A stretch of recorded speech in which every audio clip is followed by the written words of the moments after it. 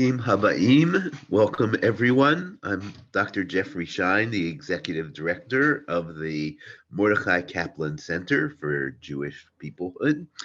I'm going to begin with just a few very brief reminders of things you already know, perhaps. The first is that the Kaplan Center is a non-denominational Jewish center for the exploration of Mordechai Kaplan's insights to 21st century American Jewish challenges. We also want you to know that you are being recorded. The reason you're being recorded is that we have many people who were very interested in the webinar, couldn't make this particular time, so this enables us to share it with them. I'm just going to, in the briefest way, give a history to the next three webinars coming up in January, February, and March. And that dates back to November 9th. We had an education conference. Our keynote was Dr. Miriam Heller-Stern. She is a scholar of Kaplan and an enthusiast, a trainer of Jewish educators. And in her remarks, she made the bold claim that in a very few pages of Judaism as a civilization, you not only can find the blueprint for the work Kaplan imagined in the 20th century, but if you look hard enough and probe deep enough, you can find prophetic insights and hints for what Jewish life might look like in the 21st century. And over the next three webinars, we will turn to three of the broad rubrics that Kaplan had: the Jewish arts, Hebrew language and literature, and Jewish peoplehood, and explore those in some depth.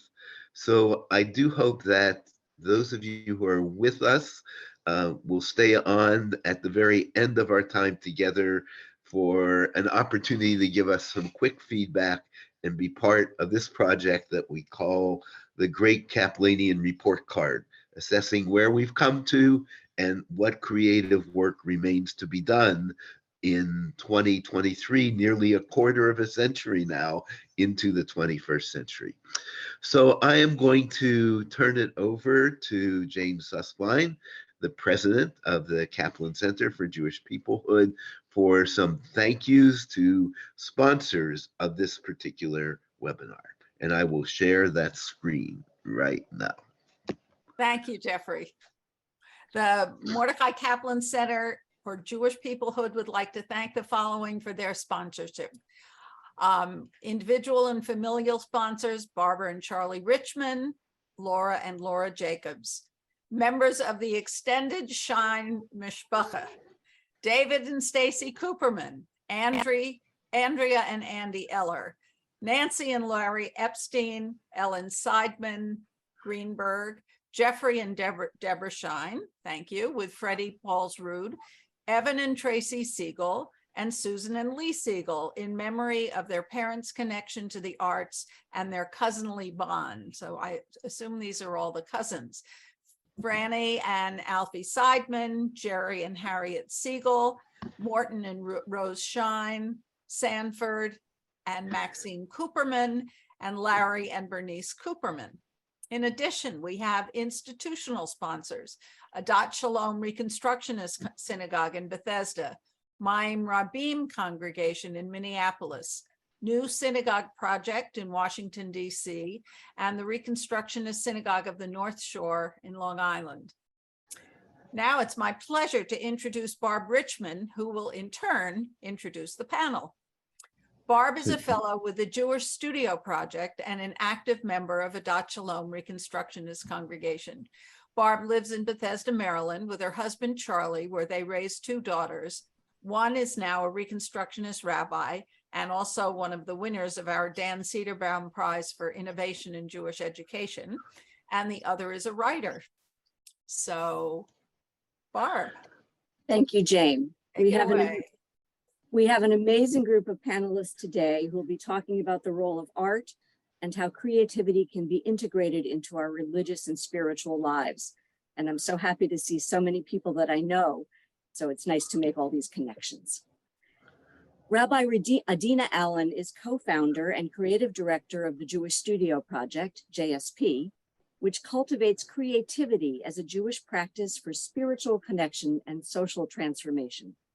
She created JSP's learning approach, which she has brought to clergy, educators, activists, and lay leaders across the country.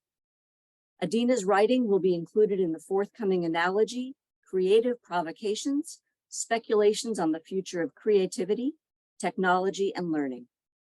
A recipient of the Covenant Foundation's 2018 Pomegranate Prize for Emerging Jewish Educators, Adina was ordained in 2014 at Hebrew College and was a Wexner Graduate Fellow.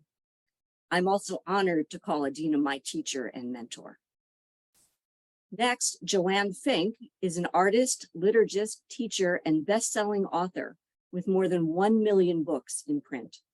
She started her career designing greeting cards and ketubot, Jewish wedding contracts, and in 1991 helped found the American Guild of Judaic Art. Joanne's current passion project is building Jewish community through art and sharing the collection of 54 Torah illuminations and prayers that she created inspired by the weekly parshiot, Torah portions. For those of you who came on early, you saw some of those on your screen. She is the founder of Zenspirations, and I'd urge you to check out that website. Elizheva Hurvich is a Jewish educator, artist, ritual service leader, and rabbinical student at Aleph, the Alliance for Jewish Renewal.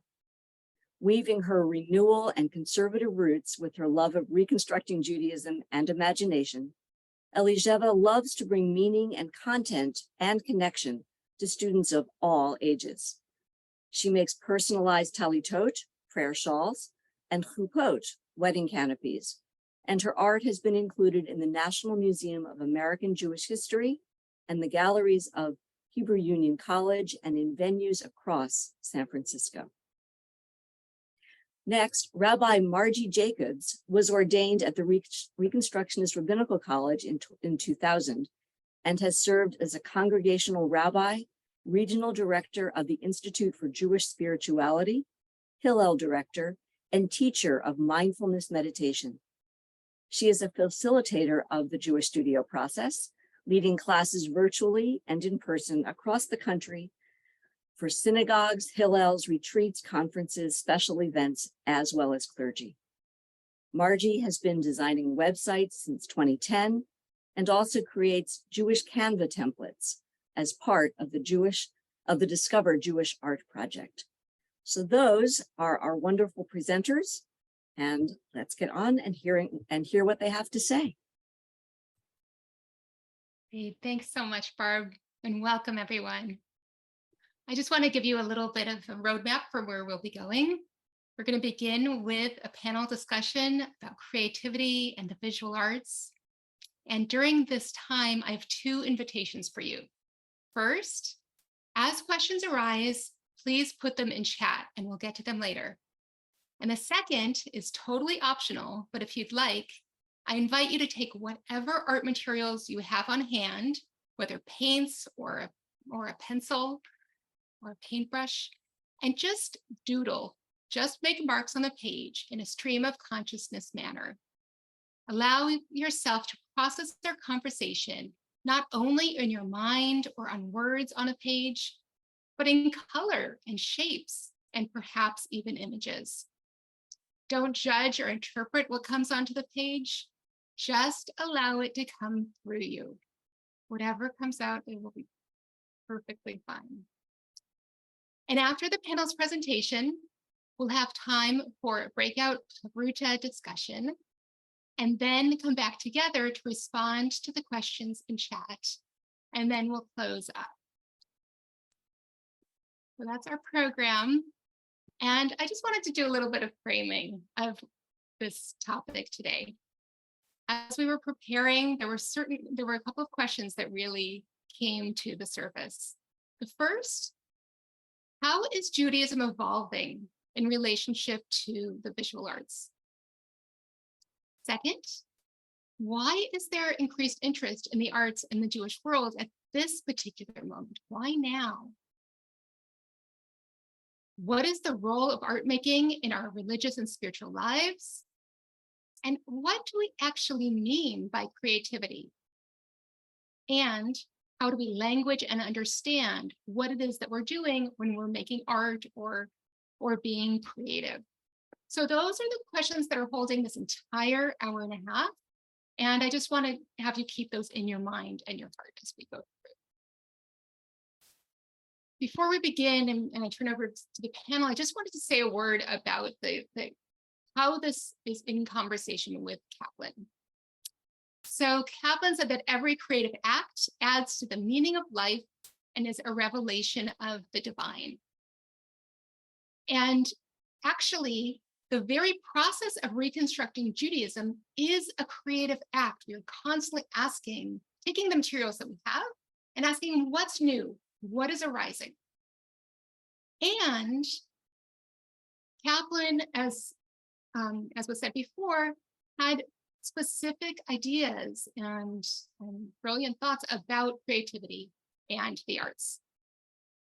So first, as I mentioned, that creativity is the way that we partner with the divine in the ongoing work of creation.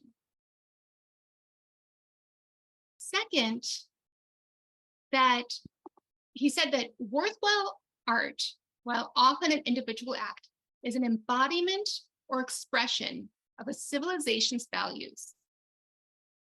So just like ritual and values, there's a dynamic dialectical relationship between values and art.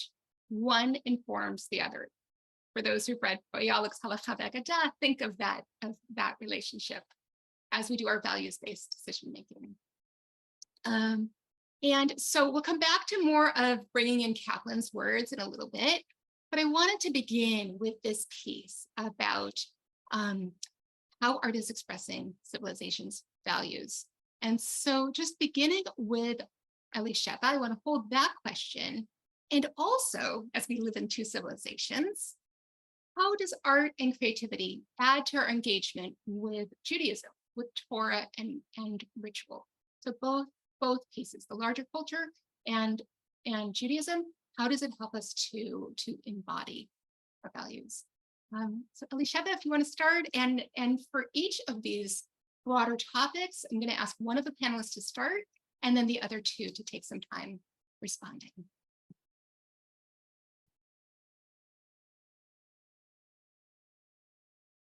All right, well, thank you so much for inviting me to be a part of this presentation and this panel. And thank you to everyone who's tuned in now or in the future to join in this project and exploration of Judaism and art and creativity. While I read Kaplan in my 20s, and again for graduate school, preparing for this day has been an opportunity to dive in deeper and to really contemplate the measure of the Kaplanian report card. So I'm going to look at and address Jewish life and the artistic expressive values. I'm looking particularly at art making in our religious and spiritual lives and how we might approach life through creativity. And I'm going to try to organize my slides here. Sorry. You wanted to bring out, first of all, I speak as an artist and an educator. Kaplan taught that Jewish education and creativity are entwined. In fact, the aim of Jewish education, he said, may be defined thus, and pardon my screen sharing, may defined thus. I'm just going to read the fifth point: to stimulate creativity and the expression of Jewish values. For me, having been trained in Howard Gardner's multiple intelligence theory, I approach all my lessons with a lens of engaging the whole body, curiosity, and different modes of learning. So how does this look? I'm going to tell you, for example, in teaching the Aleph Bet, I show my students what the letter physically looks like, and we talk about the sound and where it is. But rather than giving them a notebook and a piece of paper, I give my students a big box, noting clearly these are probably beginners of Hebrew. maybe even kindergartners. And we talk about, I teach them that big and box. I mean, they know that sounds with the b, a bet. And I introduce them to the notion that a bet is related to buy it or house. And then giving them free rein, I ask them to explore the letter bet.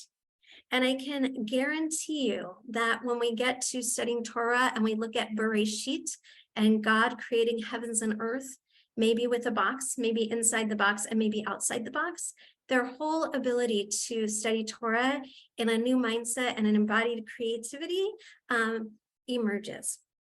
When I was in my 20s, I had a big box of scraps and I started quilting, and my quilting led to these very Jewish teachings here. This one evoked a text from Dina's Journey into the Land and Creativity.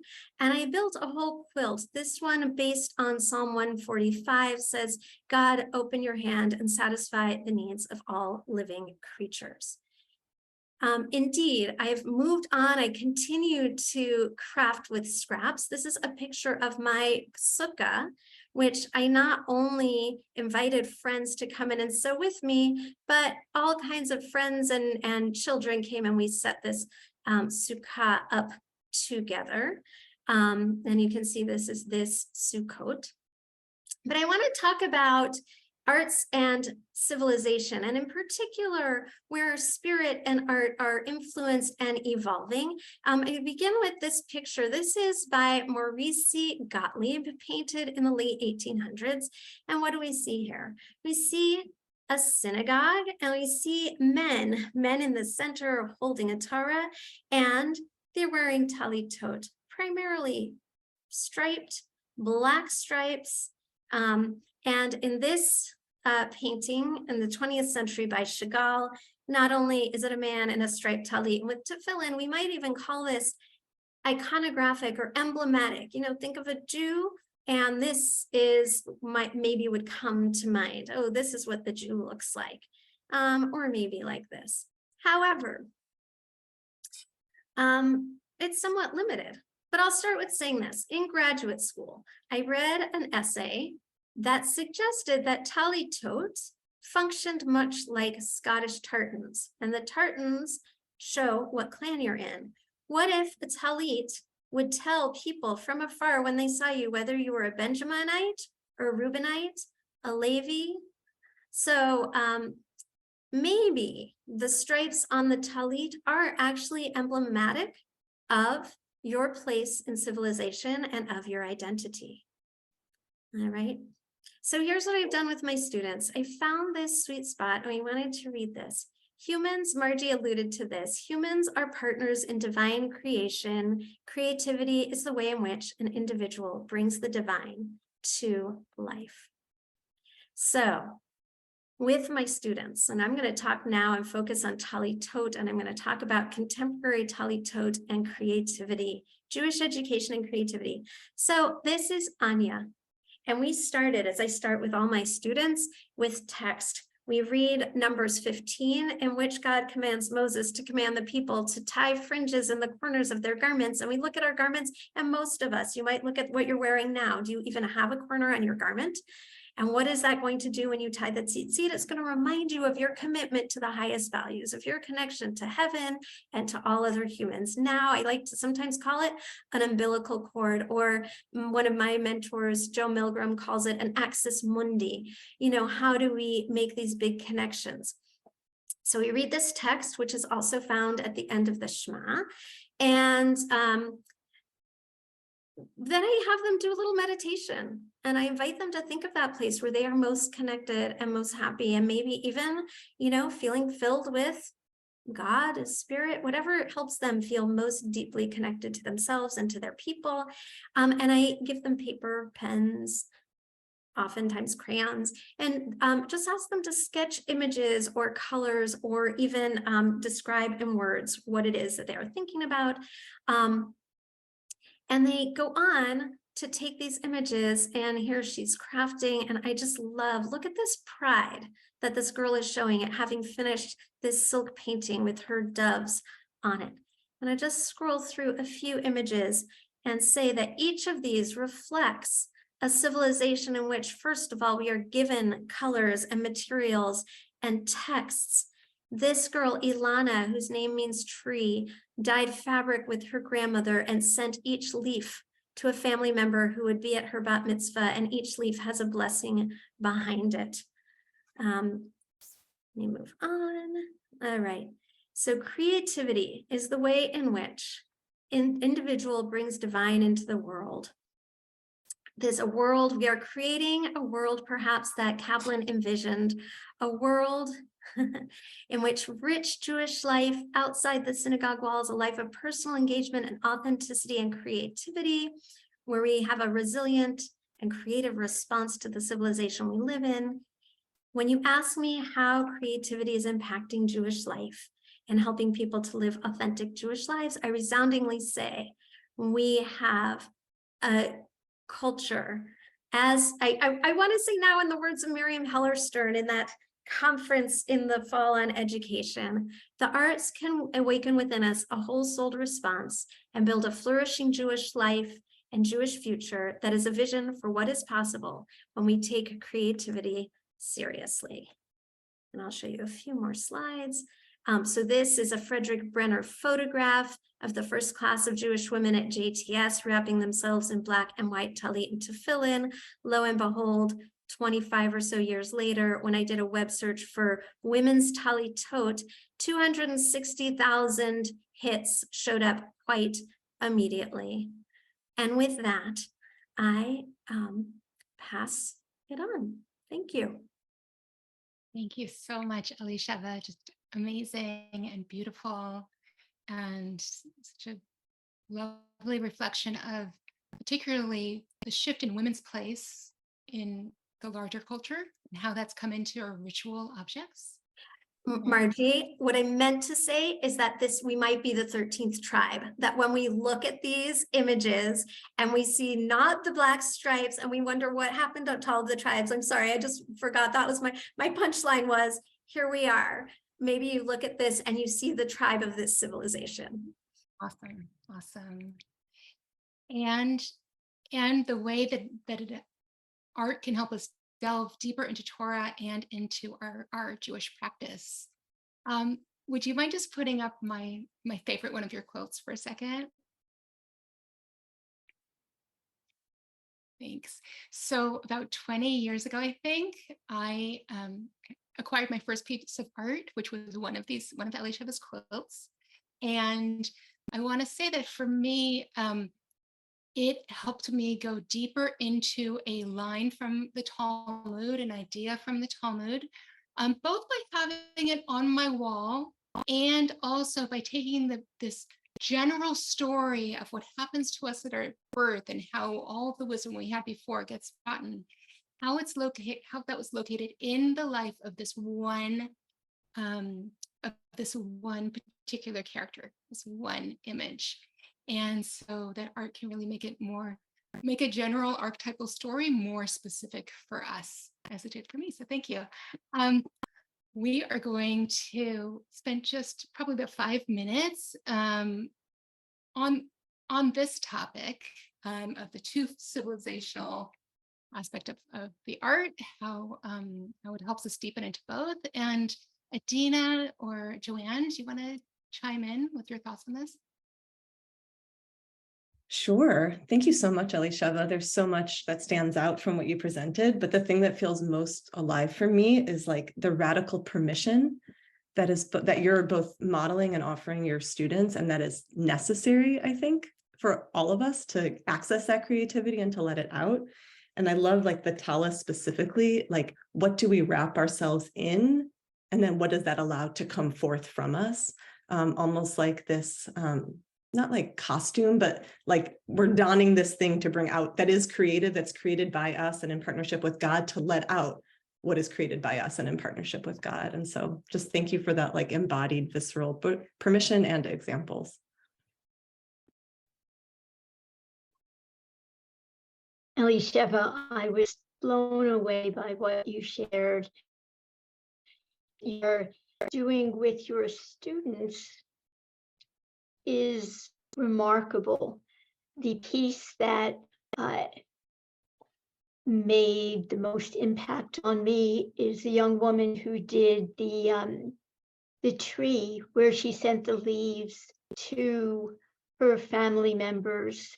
You know, this is incorporating the love and L'Ador V'Ador from generation to generation infused into her talit. And it's such a beautiful practice.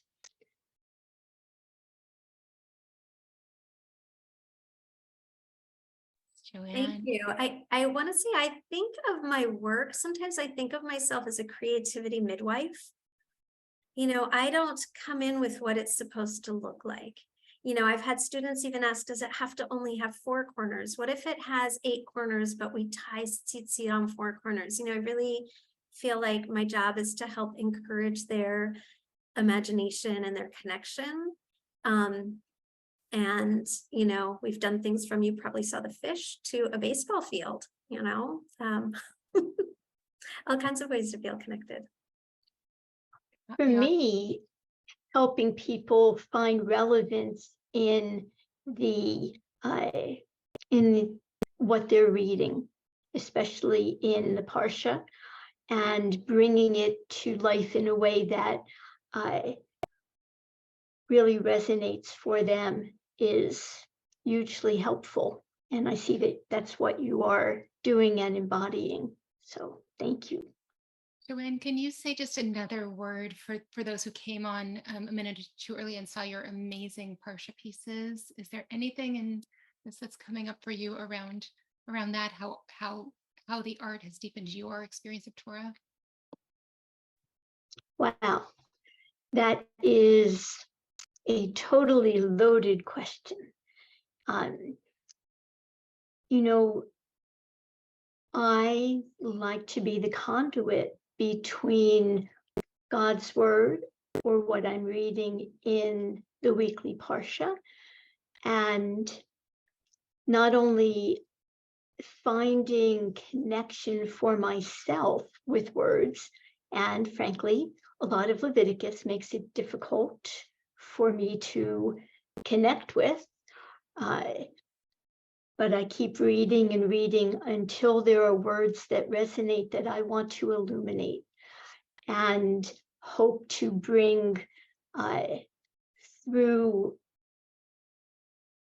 the process of finding a piece of text and then drawing the text and continuing to evolve it into a full color piece, shining a light on my interpretation of that text.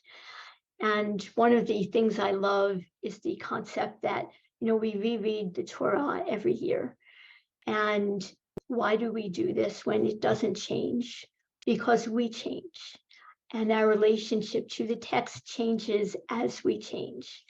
And so that's really interesting. And some of the parshiot I have illustrated numerous times, and how I look at them has evolved through the years. And I have some pictures that I will share later. Thank you so much. And before we shift topic a little bit, I just want to say, Adina, your approach to text study in the Jewish study process has profoundly changed my way of teaching Torah after 20 years of teaching Torah. So hopefully we'll get a chance to touch on that as well.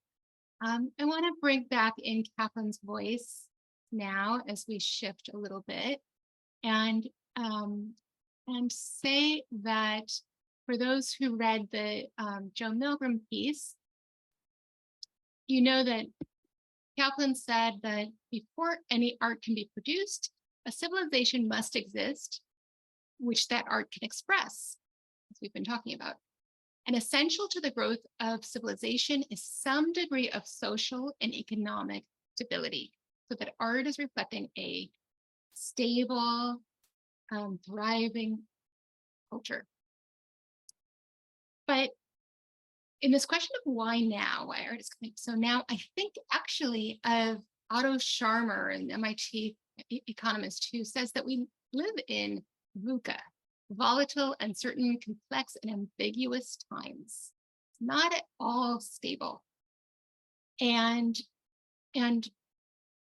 on this, Kaplan says that the sense of centrality as the creative activity, bringing into oneness, the sense of centrality as the creative activity of the mind gives a person their world, meaning that it brings unity out of the chaos, out of the tohu vavohu, in a person's inner and outer life.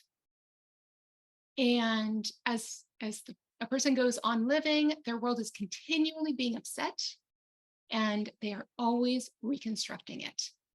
And Adina, I know that you talk about tohu vavohu as an essential ground for creativity. And so I'm wondering, and whether you can speak to this, the why now, and also Kaplan says that creativity is an avenue for self-expression and growth, which I know is very central to your work. So I want to turn to the experience of the individual making art, maybe in a community of practice, but really it's about the individual's experience of making art, and turn to Adina. Thanks so much, Margie. Thanks, Elizheva. Thanks, everyone. And just want to acknowledge how nice it is to be here with so many folks that I've had the pleasure of making art with on a Zoom screen or in person. And as maybe someone younger in this work, just want to acknowledge how many teachers and pathfinders have sort of paved the way before me and before the work of JSP to allow this work to come into being. So just feeling a lot of gratitude. And thank you for the opportunity to share. And I think that I was maybe reading Kaplan without even knowing it about, absolutely creativity is how we partner with the divine, and that being foundational to this work. So for those who don't know, Jewish Studio Project is founded on the belief in the inherent creativity that exists in each and every single one of us, and that we see this as a core piece of Jewish wisdom that's found in the very beginning of Torah, right? Our most central, sacred, foundational text opens, "In the beginning, God created." And I think that when we take a moment to dwell here, we see that God's very first act is one of creativity, which maybe feels obvious, but I think also could be easily skipped over. That the impulse to create, to shape, to iterate is what brings forth the sparkling stars and the serenading birds and the sunflowers and the sycamores and us. And that it's through creativity that all life as we know it comes to be. And that dominant culture gives us a narrative, an interpretation of the story in which God created the world from nothing. And that this is what shows how all-powerful God is and how distinct God's creativity is from ours, humans, who cannot bring something into being out of thin air. When in fact, I think as lovers of Torah and as close readers of text, we see, as Margie mentioned, that so much existed prior to creation. V'ha'aretz hayta tohu v'vohu, v'choshech al pnei tahom, v'ruach Elohim merachefet al pnei hamayim, right? The earth was chaos and void.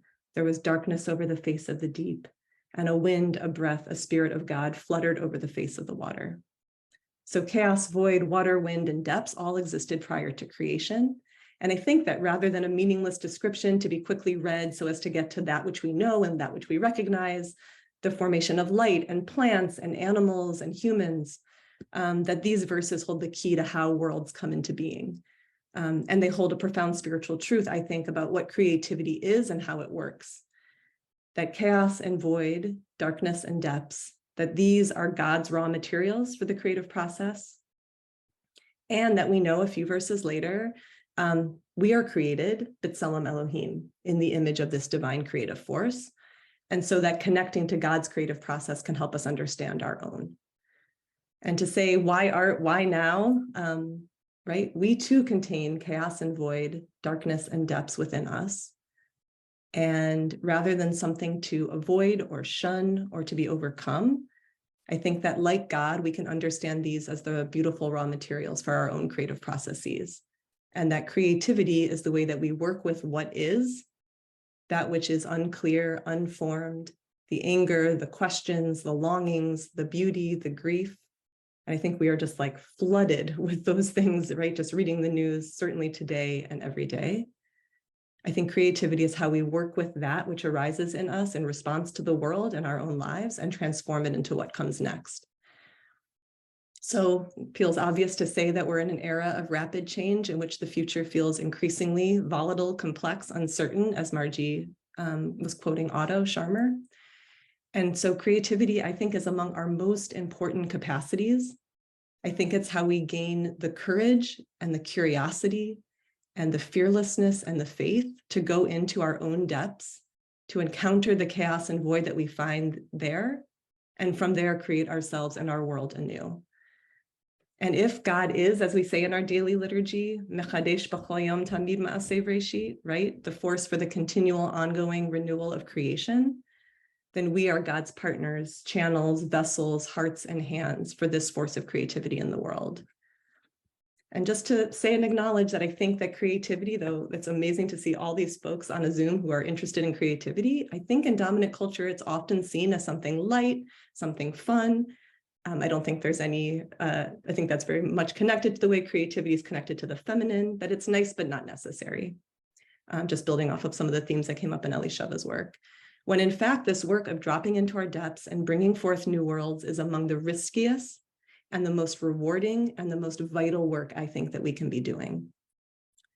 And Margie, I was going to share just a word about what this practice looks like. And okay, so I'll do that for folks. The practice that we use at Jewish Studio Project is called the Jewish Studio Process, which integrates Beit Midrash textual learning with art making and writing within a group context. So that just as one might daven from a siddur or sit on a cushion, art making can be a profound spiritual path to practice traveling to the depths, to practice becoming intimate with our own intuition, imagination, questions, and longings, to learn how to open to that which I think wants to come into the world through us. In this process, text study and art making become ways to literally practice on the page the qualities and the skills of creativity that I think are most needed.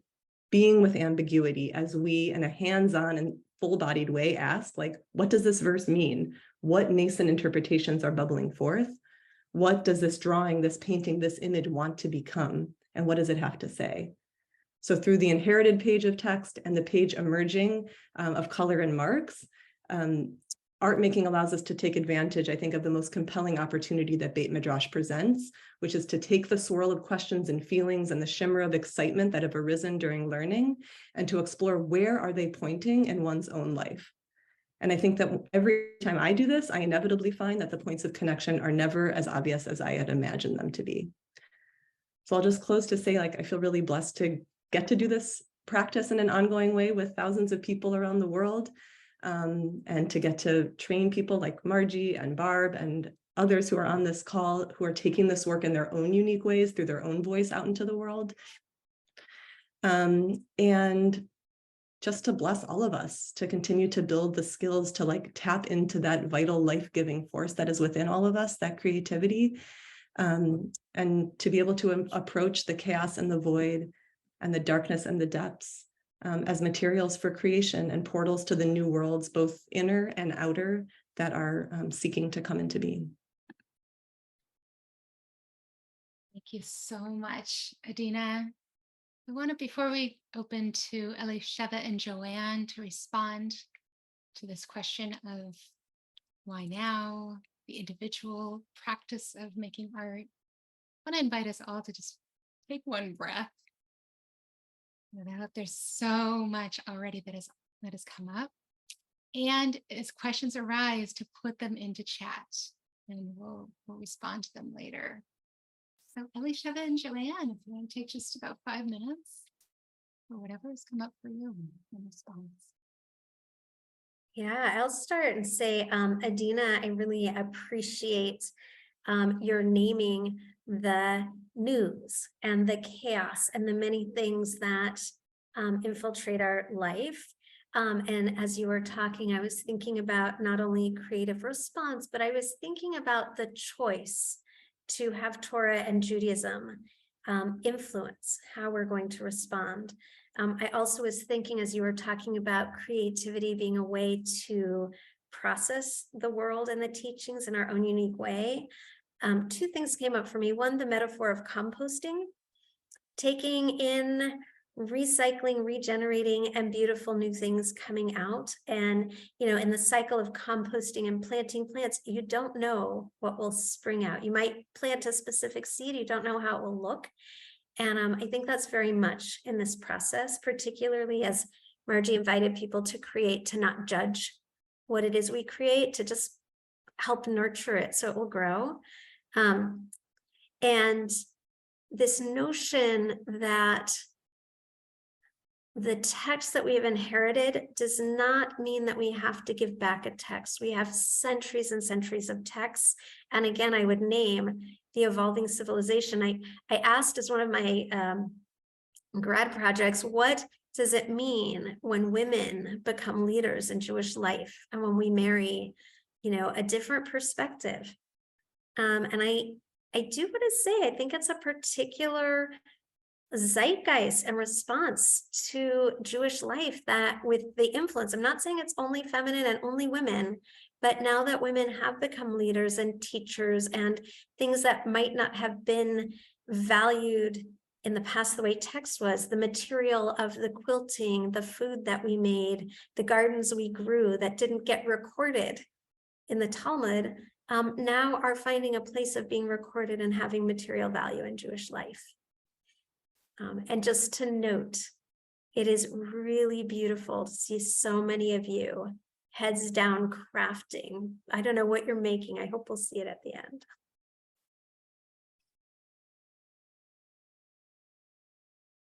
I so loved what you said about creating out of the depths and using your creative instincts to tap into an inner world and an outer world. I've spent a long time teaching people how to draw, and a lot of times people tell me, I'm not creative. And my response to that is, you mean you're not artistically creative in the visual arts? Everyone is inherently creative. Some of us express our creativity in cooking, some of it in caregiving. Some of us express our creativity musically, but everyone has a path to connection through their own innate creative gifts. And I love that you are encouraging people to respond to text and Judaic tradition by putting color and form on paper. That's a very exciting kind of process, and I'm so thrilled that so many people are joining the Renaissance of Jewish art, if you will.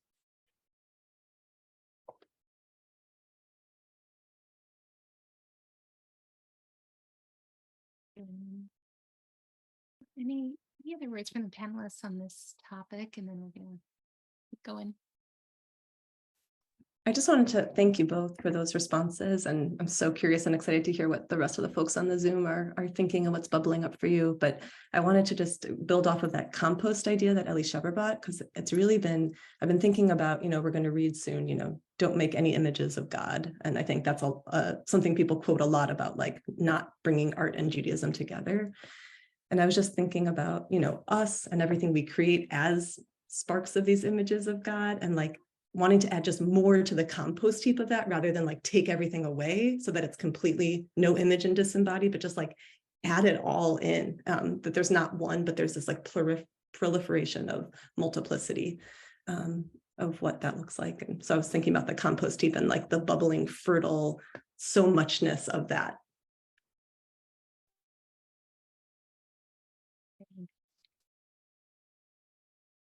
So, Joanne, I know that you do a lot of individual practice, including a daily Enzo, and that you also have held Jewish communities in visual arts and art installations. And I just wanted to turn from the idea of the individual, perhaps in a community practice, to art as a way of fostering Jewish community, fostering a sense of peoplehood perhaps, or a sense of belonging, and really turn to your experience and your thoughts about art and community.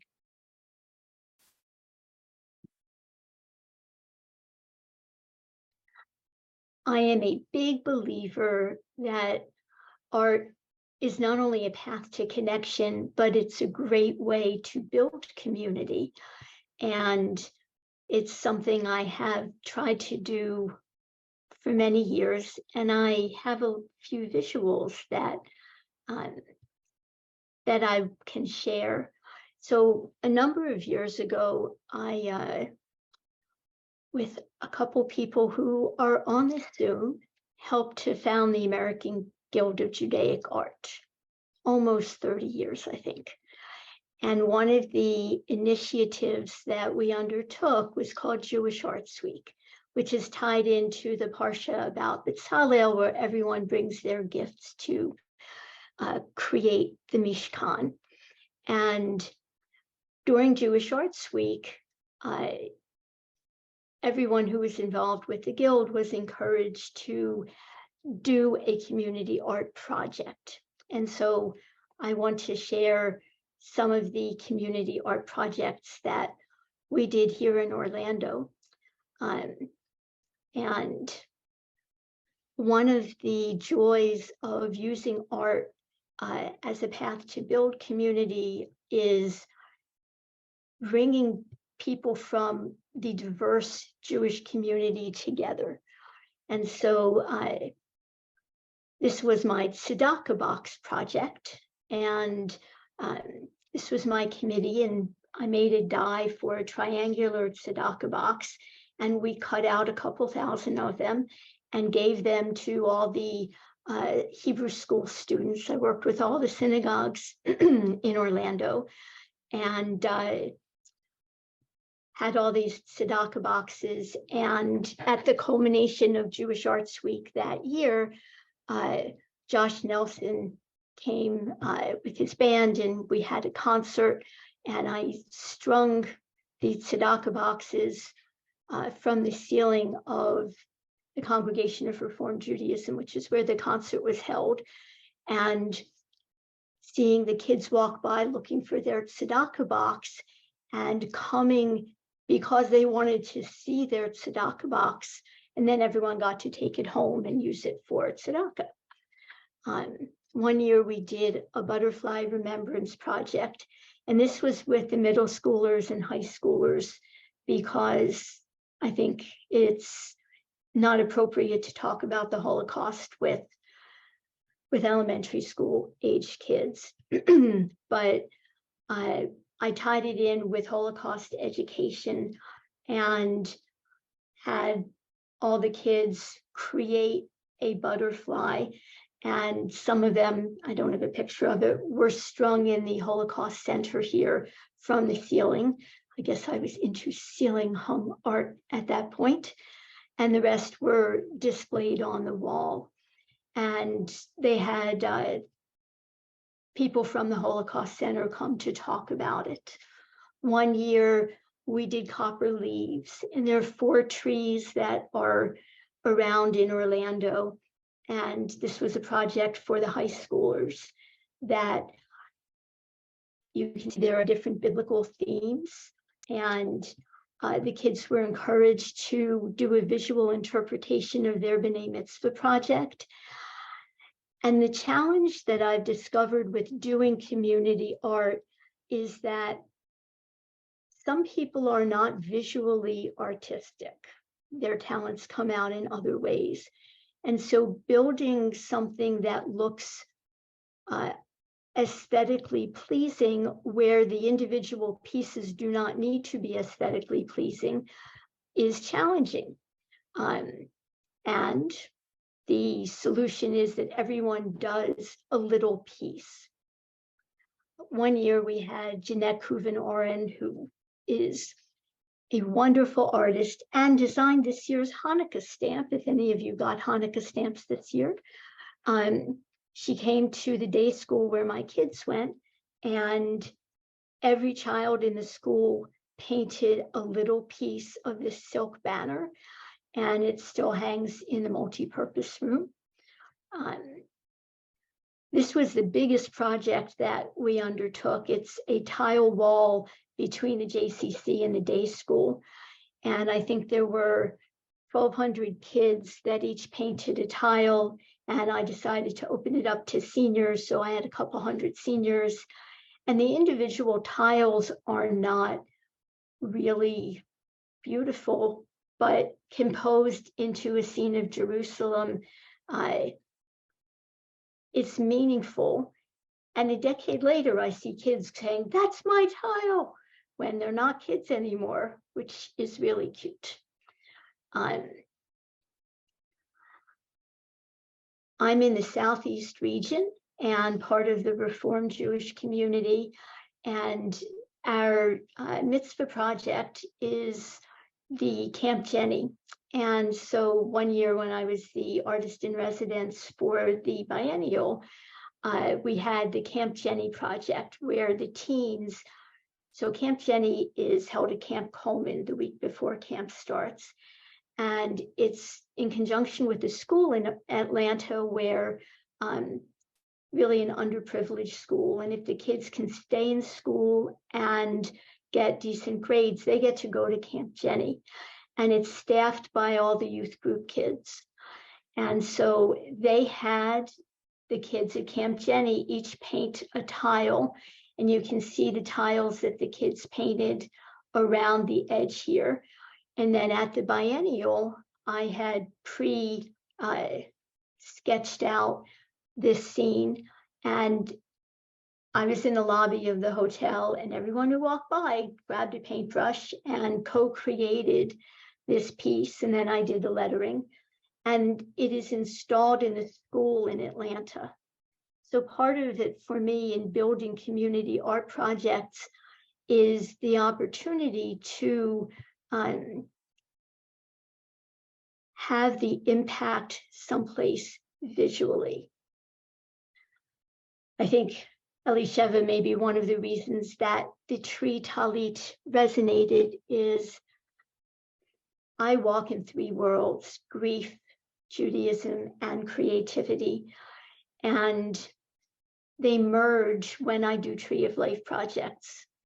So I've done them for Parkland after the shooting. I've done them for Pittsburgh. And they basically involve taking a tree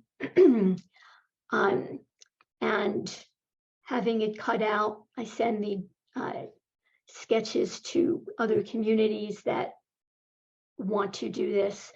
And then in community, providing leaves, and everybody will come and write a prayer on a leaf, write a name on a leaf, and then put the leaf on the tree.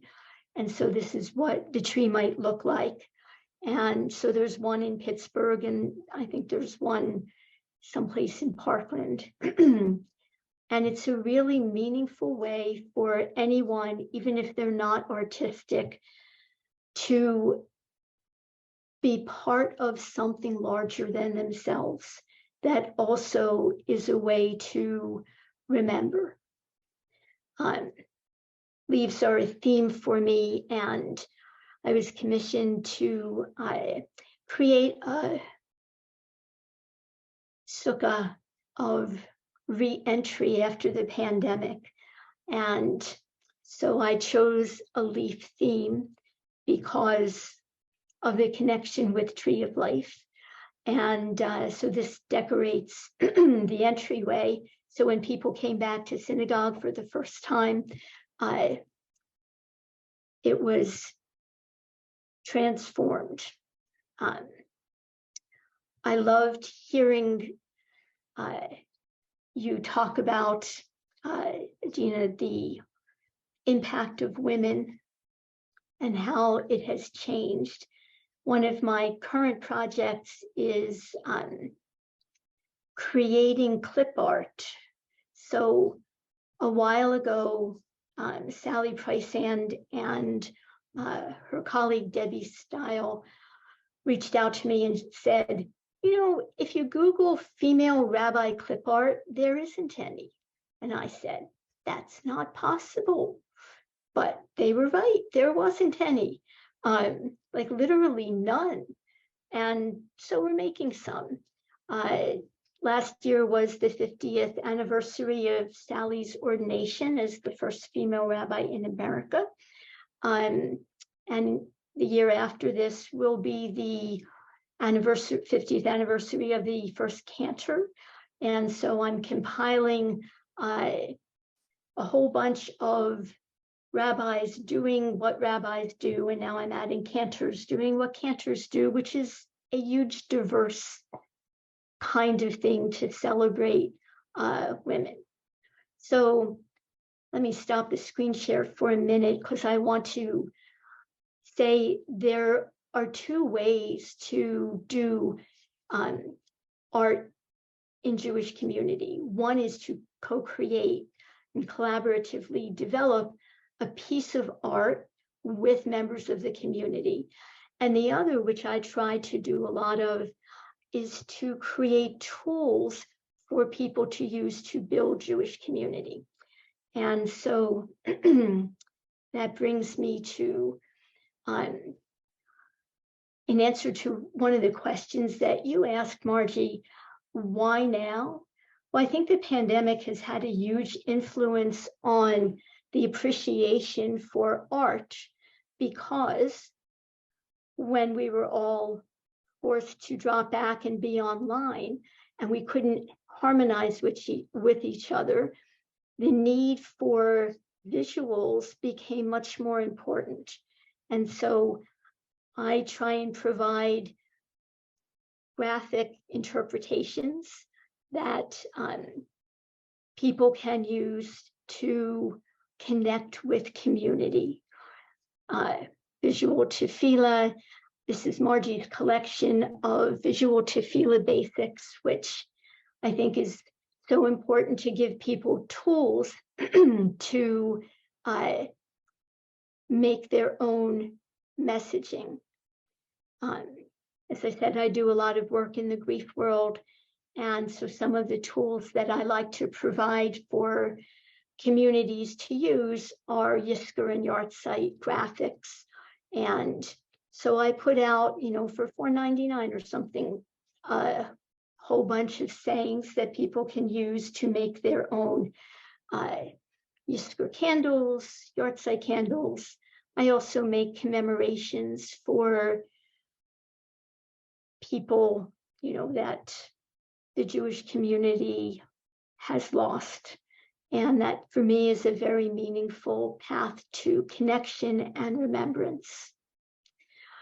And in terms of visual tefillah, I have been writing a lot of liturgy, and am part of Bait's creative cohort where we co-create prayers, and then I might artify them, for lack of a better word.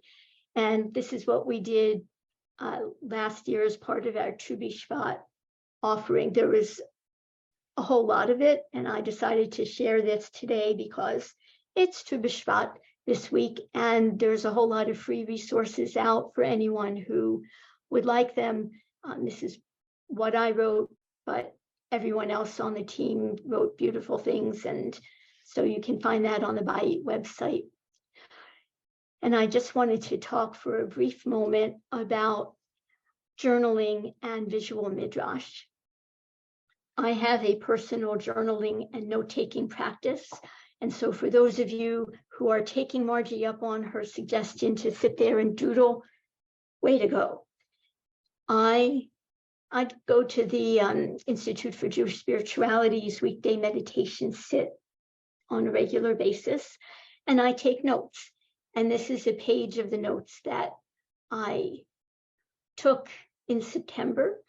And I then sometimes, not always, but sometimes I take a piece of my notes and I turn it into art. And I'm part of the Women Cantors Network, and we are working with Women of the Wall. And this is going to be a t-shirt designed to help raise money for this important endeavor, which is why there's musical notes at the bottom, so that people will listen and, God willing, be able to make a difference. And the last thing I want to share, I love that we all gravitate to Bereshit.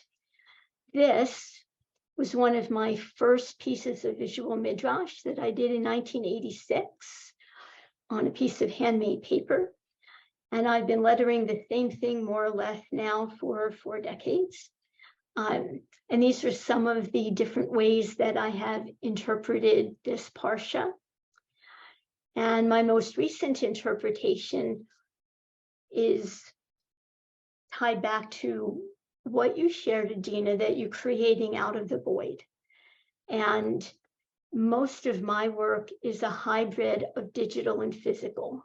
And so I painted all of these pieces and I scanned them, and then I combined the different washes in Photoshop to get the impact that I wanted. And so I have a story for each of the 54 parshiot and the visual midrash, but I thought I'd both start and stop with Bereshit. Thank you so much, Joanne. Amazing. Thank you so much to all of our panelists. So deep, so much to process. And what we want to do now is, if you have questions, if you have comments, if there are things bubbling up for you, put them in, take a moment to put them in chat. And then we'll go into breakout rooms of 3 to 4 people for about 13 or 14 minutes, maybe 15, and just have an opportunity to introduce yourselves, just with your names, and then speak to what is arising for you. I'm going to put the questions into chat again, just so you have those in mind. So in response to these questions, or really just whatever is arising for you, this is an opportunity to speak that and have it heard. It's just one thing to say is it's not a moment to fix or advise or analyze what anyone else is saying. It's really just a moment to speak what is bubbling up for you, what is most alive for you. So first, take a moment to put into chat, if you will, just anything that is arising for you. Any questions? And then Caitlin is going to put us into breakout rooms. And really, just with what resonates or not with you from the discussion so far, and what is or might be the role of art, creativity, and imagination, which is very related, in your religious and spiritual life. So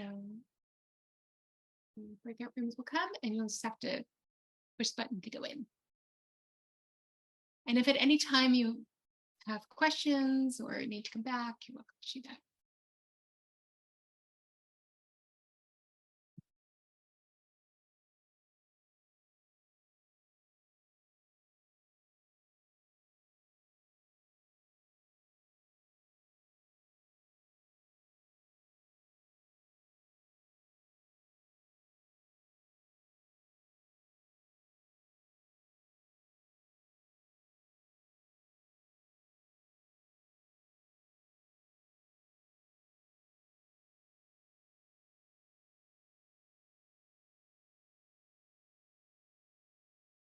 So I wanted to have us have just a minute to take a breath for the panel and our organization. Margie, you want to unmute? Yeah. Wow. Amazing. Thank you guys so much. I just wanted to, while breakout rooms are happening, to take a moment to take a breath and just think about what is emerging in the next piece of this.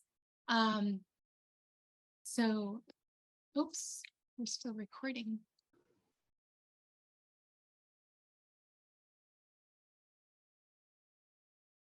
Welcome back, everybody.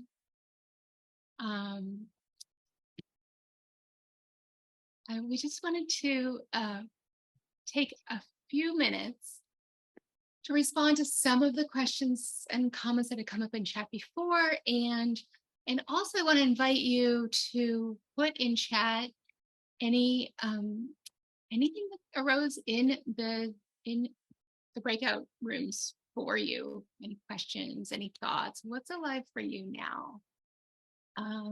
And so some of the topics that we want to speak to in the next 15 minutes or so are the question of diversity in the arts.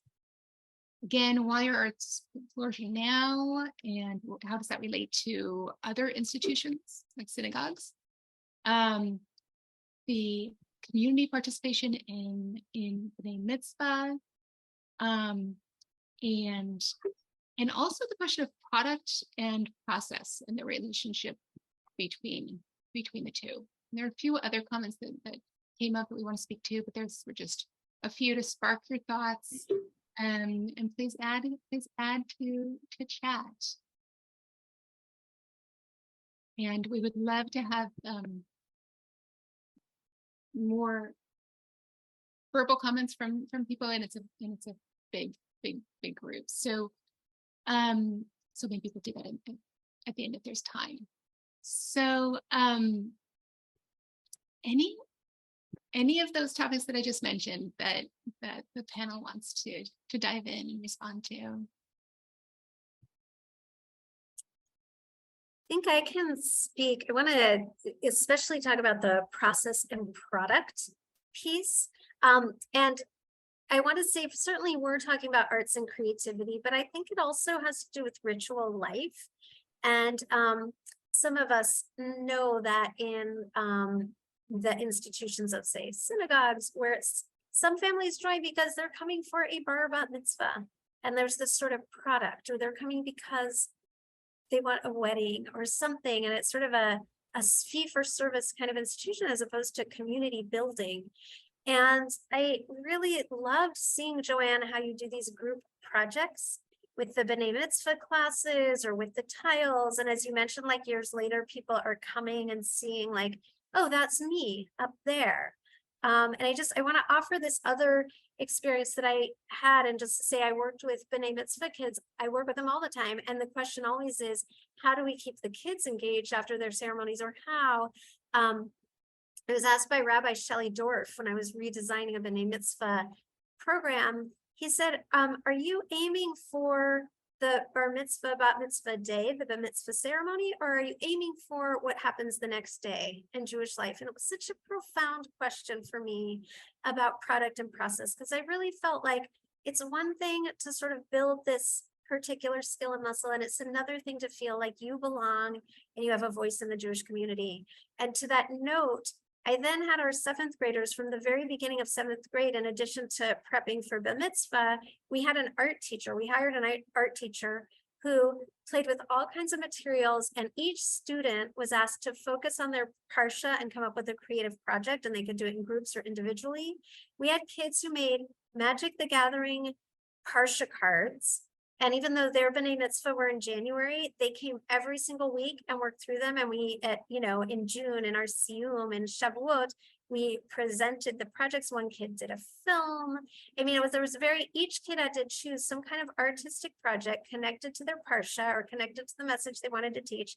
And that way, as each sort of passed the product gate of Bar Mitzvah, they kept staying in and gave these voices that other people could engage in. So,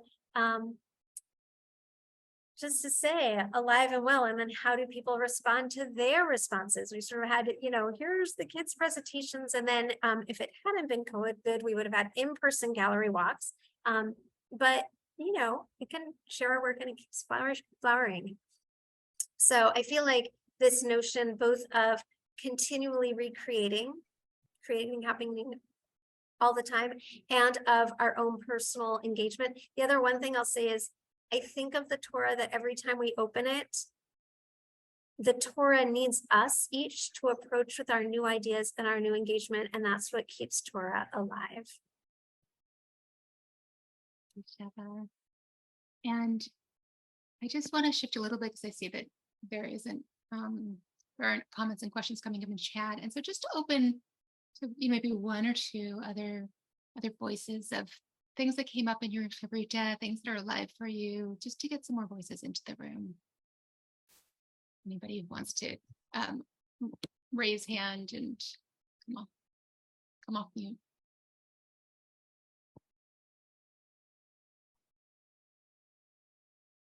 Okay, or we could go back to the questions that we have. That's totally good too. Or Joanne or Adina, do you want to speak to that or any of the other comments or questions that came up?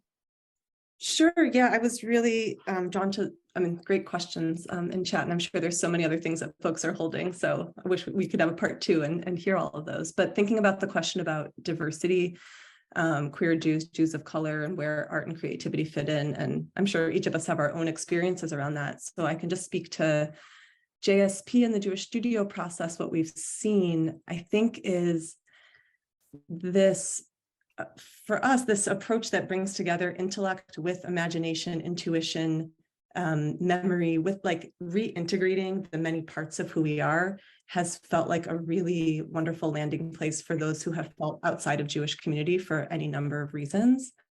And I think the like decentering of the teacher at the front of the room, the rabbi who knows everything, but the idea for JSP is that even when I or anyone is a facilitator holding the space, that we are also a participant. We are participant facilitators, and that this is a collaborative inquiry process that we're doing together, where no one, like, I may be offering the source sheet and the questions, but I am going in as an intrepid traveler alongside everyone else, and we are coming up together with what is the new insight, information, wisdom, images, and that we need more voices from more backgrounds, perspective, life experiences, professions to be doing that. And I think bringing together, my experience has been bringing together the creative process of art making with the creative process of text study allows for folks with varying levels of knowledge, background, and experiences to be together in a generative way with material, where those voices can come into the room and those images can come forth. So I feel,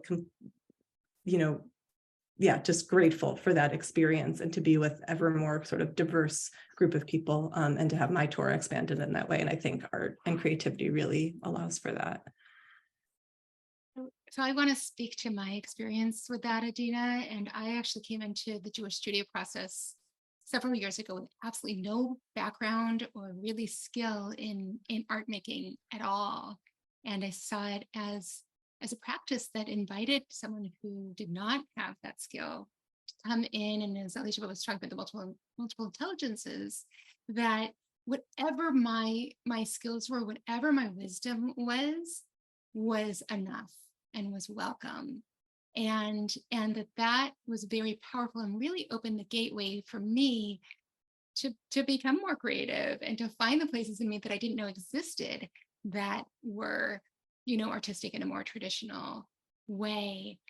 And with that, I constantly hold the question of what would it be to have more sort of traditional artistic skill, and how would that deepen my experience just as a musician who's highly trained, that there's a way of going deeper.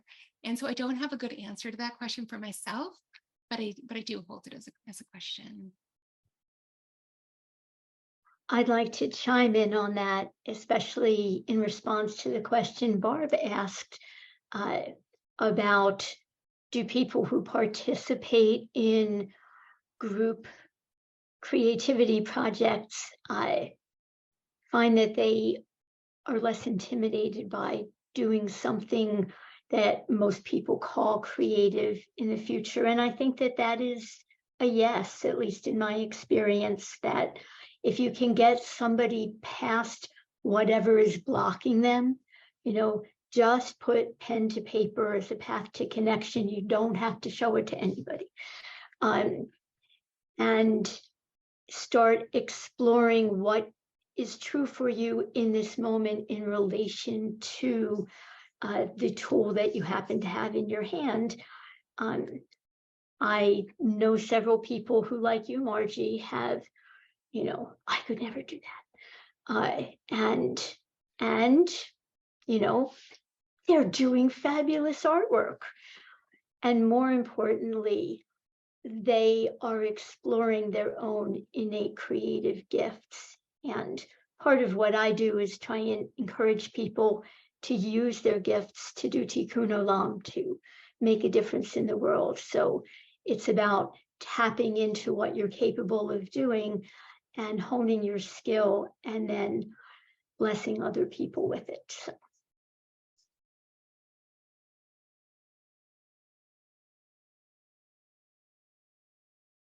Any other thoughts from the panel about questions that have arisen, comments, things that are sparked for you? I know we only have a couple more minutes, so we'll probably each only get to speak once, but I just wanted to say something about the synagogue practice. I thought that was such an astute and interesting comment, and I think really true, that so many people don't find or can't find synagogue maybe for lots of other things, but not necessarily for their spiritual connection or practice.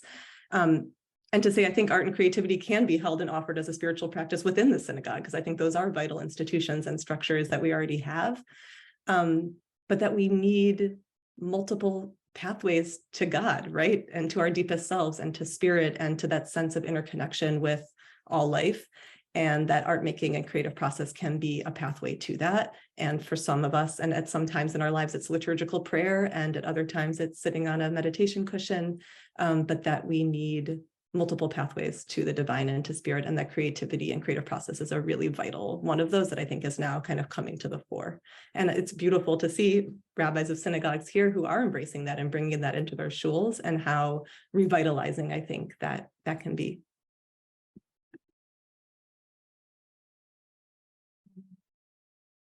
I want to make a comment that builds on the earlier comments about, do women bring special sensitivities here in terms of the arts, and also relates to Eric's question about how's the Jewish community organized. It's a wonderful book, not read nearly enough, by Carol Ingle on the women who reconstructed Jewish education.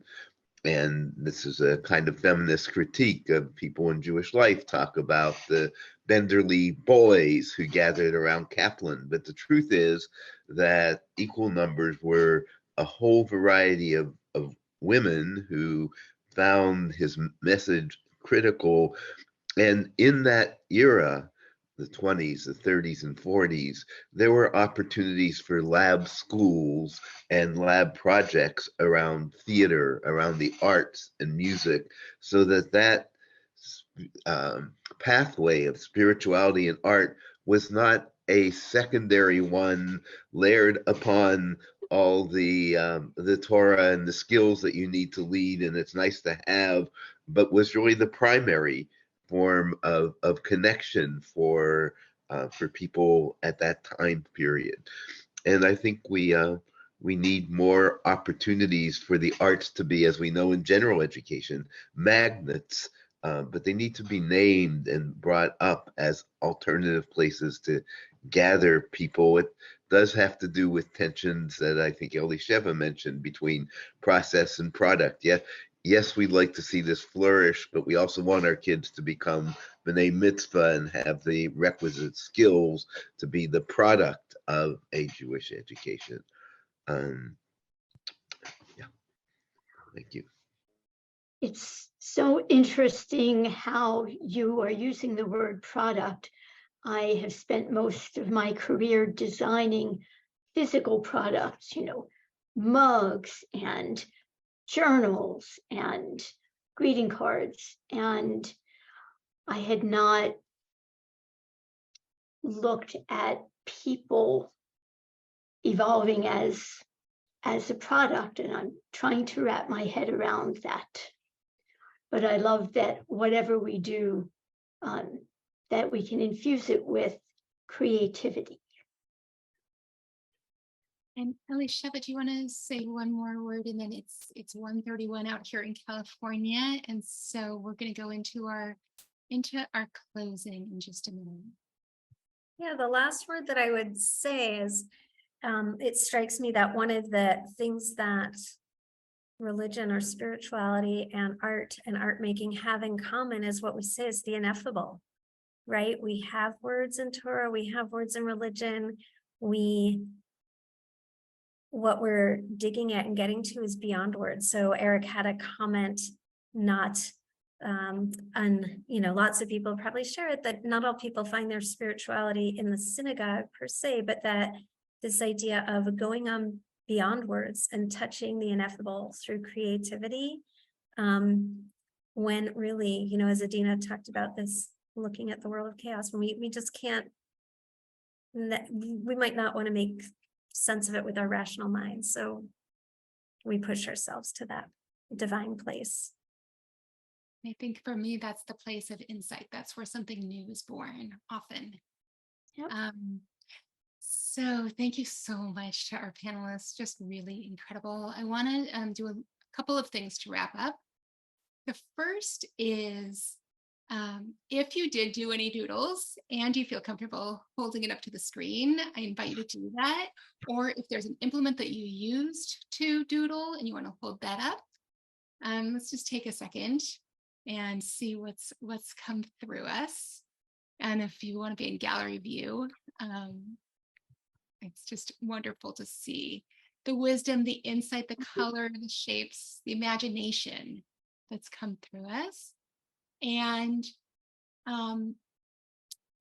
thank you, everyone. And then if anybody wants to raise hand, and they can call on people with anything that they are taking away from today in just a word or two. So before we do that, I invite, inspired by Elizheva, let's take a second to just close our eyes if you're comfortable. Let all of the words and all of the images that have arisen land, permeate your heart, rather than just being alevatcha, being in the heart. What is alive for you now? What are you taking away?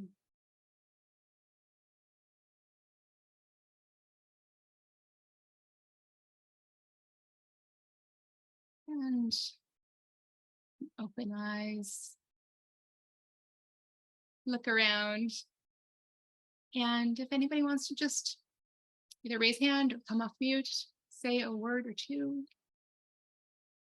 what they're leaving with. Louise. Creativity as a response to COVID.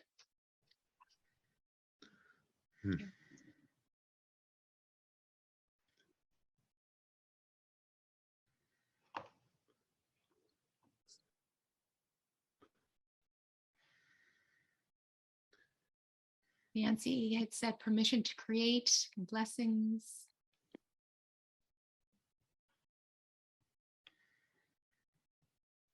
Gratitude, bright colors. Wonderful. Thank you so much, everyone, to the organizers of this, to my dear friends and panelists, teachers.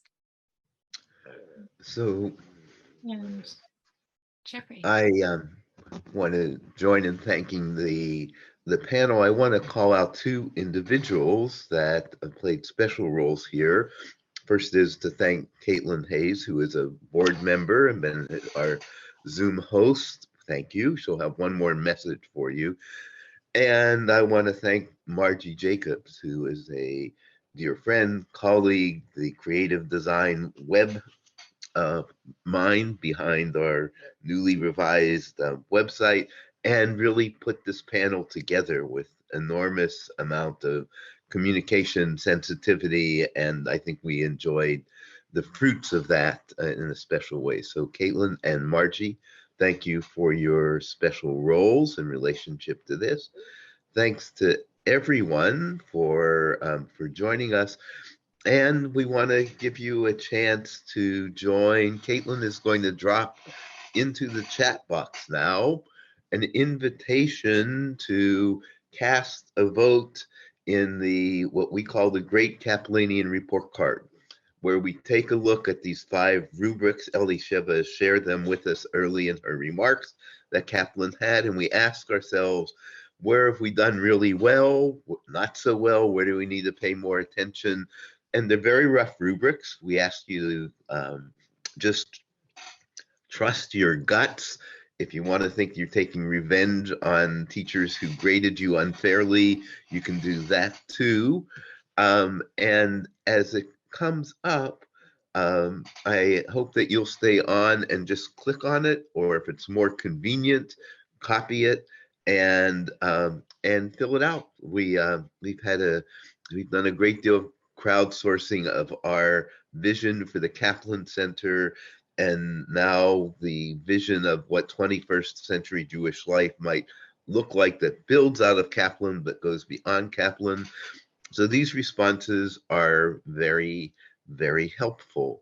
And all I would say is that SurveyMonkey does not follow that advice that was doled out for certain precincts in Chicago at the turn of the century, that you should vote, and you should vote early, and you should vote often. SurveyMonkey only allows you to vote once. So if you've already filled this out, because it's come from a number of different sources, then don't, you'll just get a response saying you've already filled it out. But if you haven't, we appreciate it. And as our numbers grow, we see richer perspective. So Caitlin, have you put that in at this point? Okay, so in the chat room, you will see the link to Caitlin, here it is. Okay, near the bottom, and you have the link. Please take a minute and give us the benefit of your perspective and your voice about 21st century Jewish life, what it might look like. So again, it's been a very, very rich webinar. Our thanks to everyone who's contributed to it. And do join us again at the end of February. We have another fine panel exploring the nature of Hebrew and Hebrew education in Jewish languages in Jewish civilization, another one of Kaplan's great concerns. And we hope you will be with us. Jane, is there anything else that you want to add as we end?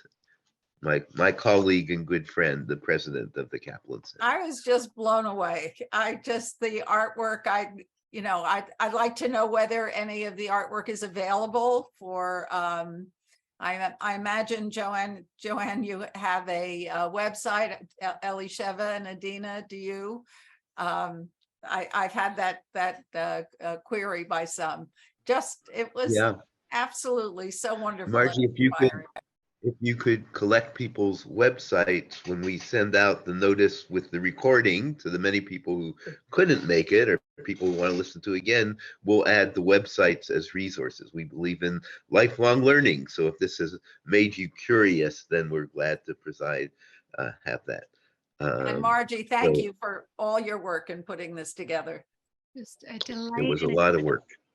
Yes, I'm sure. Thank you all for your attention and your creativity, and it's been lovely to see new faces and dear old friends as well. And I am a good colleague of mine mentioned we try to do more than tokenism in terms of gender balance, but it was nice, he says, Rabbi Fred Daub, to have a panel of all women, and I concur. So thank you, Fred, for that comment. And thanks to our sponsors, and have a good rest of the day. And no one tell me who's winning the San Francisco Philadelphia Eagles game. I'll go find out myself. Okay, bye-bye.